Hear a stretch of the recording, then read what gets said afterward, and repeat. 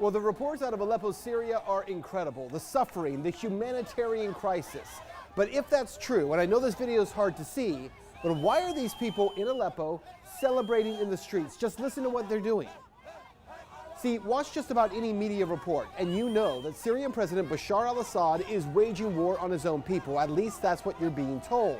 But is that the truth? 3 facts that you're not hearing about Aleppo in this reality check that you won't see anywhere else. Well, if you listen to most media reports about Aleppo, you're going to hear that Syrian President Bashar al-Assad, with the help of the Russians, is laying siege to his own city of Aleppo and committing genocide against his own people. But there is a lot of evidence that you're not getting the full story. During the 5-year so-called Syrian civil war, we have been told, first of all, that moderate freedom fighters have been attempting to overthrow President Assad. But that claim has been repeatedly proven untrue. 3 facts you don't know about Syria. Fact number 1, Syria's so-called Free Syrian Army rebels have been disbanded. They no longer even exist. The U.S. actually trained moderate rebels in Syria, but according to the Pentagon, those moderates gave all their U.S.-provided weapons to al-Qaeda in Syria, known as al-Nusra Front. By late 2015, the largest group battling Assad became the Islamic State. To be clear, the Syrian government is battling ISIS and al-Qaeda, not rebels.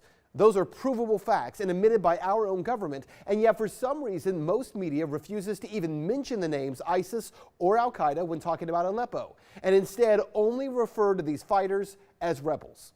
So what's actually happening in Aleppo?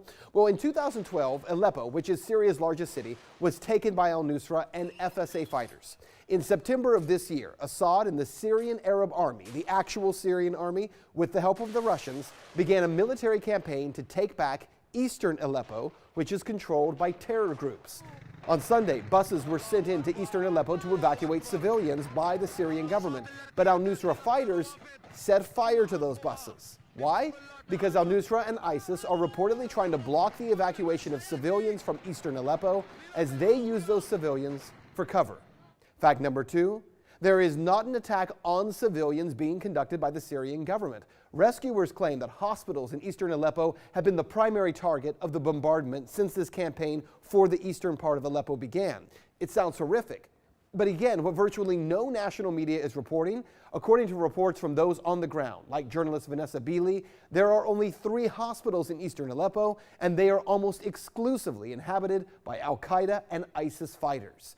And fact number 3, what about those white helmet groups? Well, they're not what they claim to be. The White Helmets are an NGO that claims it has no connection to any group in the Syrian fight, and they are simply there to provide help to the injured and wounded civilians. They were nominated in 2016 for the Nobel Peace Prize, but here's what you may not know. The White Helmets are actually receiving $100 million in funding from the United States, the UK, Japan, Denmark, the Netherlands, and Germany.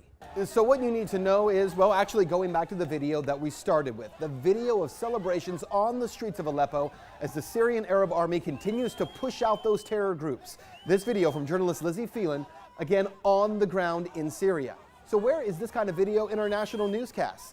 Because on any given night, you're shown video of bombed out buildings, but you're not seeing the people who are thanking Syrian President Assad for pushing out al-Qaeda and ISIS. The bottom line here, there is an entirely different story here that is being missed. There is no question that al-Qaeda and ISIS are the driving force against Assad in Syria.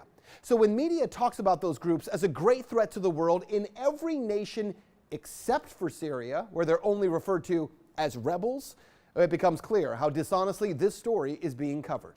That's Reality Check. Let's talk about that on Twitter.